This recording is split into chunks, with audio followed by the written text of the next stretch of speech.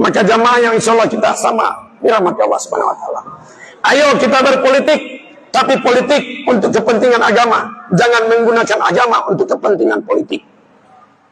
Bagaimana kita berpolitik untuk kepentingan agama? Dengan politik kita rebut kekuasaan. Karena dengan kekuasaan itulah alat yang paling efektif untuk ta'muruna bil ma'ruf wa tanhauna 'anil munkar.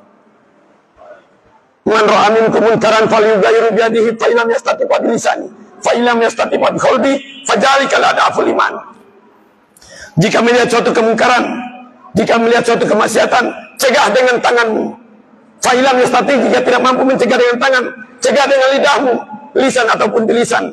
Jika tidak mampu mencegah dengan lidah, maka cegahlah dengan hatimu, dan dengan hati itulah selemah-lemah iman. Kita lebih banyak iman yang lemah karena tidak berani menyuarakan, tidak berani mengkritik secara langsung. Kita hanya diam, tapi minimal kita diam dan mendoakan agar kemaksiatan itu bisa hilang.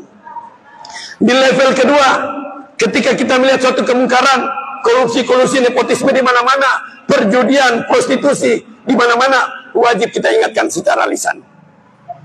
Itu level kedua. Tetapi 1000 kali seorang dai, seorang ustadz datang ceramah di Gogagoman menyatakan bahwa judi itu haram, zina itu haram, dan lain sebagainya, tergantung penjudi, pemabuk mau berhenti atau tidak. Kewajiban para ulama sebatas mengingatkan, wa ma alaina ilal balagul mubin. Diutusnya para nabi pada rasul sebatas menyampaikan risalah Allah. Maka ulama juga sebatas menyampaikan, mengingatkan. Tidak boleh mengambil tindakan yang lebih. Maka siapa yang harus mengambil tindakan lebih? Yaitu falyughayyirhu bi yadihi, yang memiliki tangan, yang memiliki kekuasaan. Mereka yang paling bertanggung jawab apabila di suatu negeri terjadi kemungkaran, kemaksiatan. Dan itulah di tangan pemerintah. Maka rebut kekuasaan, rebut pemimpin pemerintahan, agar karena dengan kekuasaan itu alat yang paling efektif untuk ta'muruna bil ma'ruf wa tanhauna 'anil munkar. Itulah tujuan kita berpolitik. Bukan sebaliknya menggunakan agama untuk kepentingan politik. Awalnya jalan ke masjid, giliran ada bacalek, setundung datang di masjid. Awalnya tidak pernah dapat sambayang, giliran bacalek, bikin konten disambayang di masjid.